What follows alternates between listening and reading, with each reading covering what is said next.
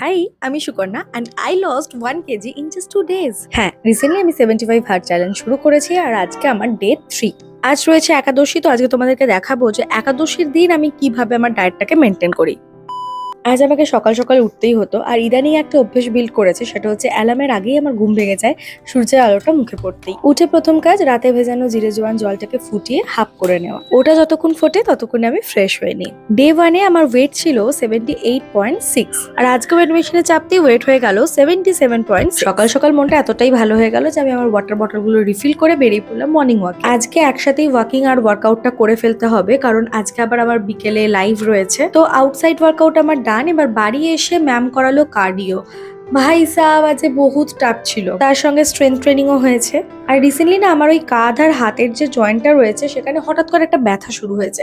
না, এটা কোনো ওয়ার্কআউট করতে গিয়ে লেগে যাওয়া নয়, এটা একটা ভেতরে চিনচিনে ব্যথা। আগে আমার গ্যাস হলেই ব্যথাটা হতো, বাট 3 দিন ধরে ব্যথাটা আমার কমছেই না। আমি বুঝতে পারছি না কি প্রবলেম হলো।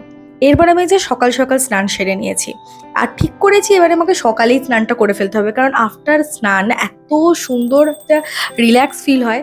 ঠাকুর পুজো করে আমি চ্যান্টিং করতে বসলাম, অ্যান্ড দ্য বেস্ট পার্ট কি জানো, আমি যখনই জগন্নাথের নাম চ্যান্টিং করি আমার না শরীরের সমস্ত কষ্ট চলে যায়। আমি জানি এটা শুনতে খুব অদ্ভুত লাগছে, হয়তো অনেকে বিশ্বাস করবে না, জাজ করবে, বাট দিস ইজ ফ্যাক্ট ভাই।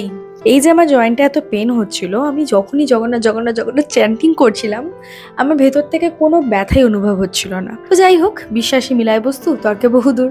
আজকে মা প্রচুর ফল কেটে দিয়েছে, কারণ একাদশীর দিন চাল আটা এগুলো আমরা কিছু খাই না। আজকে বড় বাজারে যেখানে আমাদের শুট ছিল 5 তলার ওপরে উঠতে হবে, ভাই দম বেরিয়ে যায় এখানে উঠতে গেলে। একদিকে কাজও চলছে, আবার কাজের ফাঁকে খাওয়াও চলছে। আমি একটা ভিডিওতে বলেছিলাম না, বড় বাজারে চাইলে বাঘের দুধও পাওয়া যায়, আর এখানে তো ড্রাই ফ্রুটস।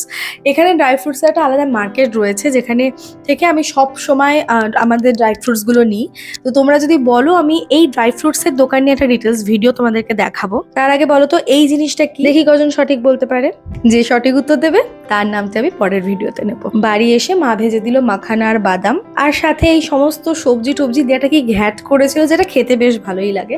পনিরও ছিল ফর প্রোটিন। এই গরমে আমার স্কিন কেয়ার করতে একটু ইচ্ছে করে না, তাই একটা টোনার আর লিপ বাম দিয়েই কাজ সারি। এক্সট্রা কিচ্ছু অ্যাড করতে ইচ্ছে করে না, কারণ আমার প্রচন্ড সোয়েটিং হয়। দিনের শেষে পার্টিকুলার এই টাইমটা আমি ভীষণ এনজয় করি। সারাদিন পর যখন এক একটা টাস্কের পাশে টিক মার্ক দেওয়া হয়, তখন না ভেতর থেকে একটা অদ্ভুত স্যাটিসফ্যাকশন আসে।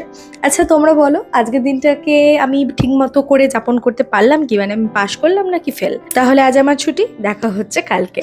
Okay bye.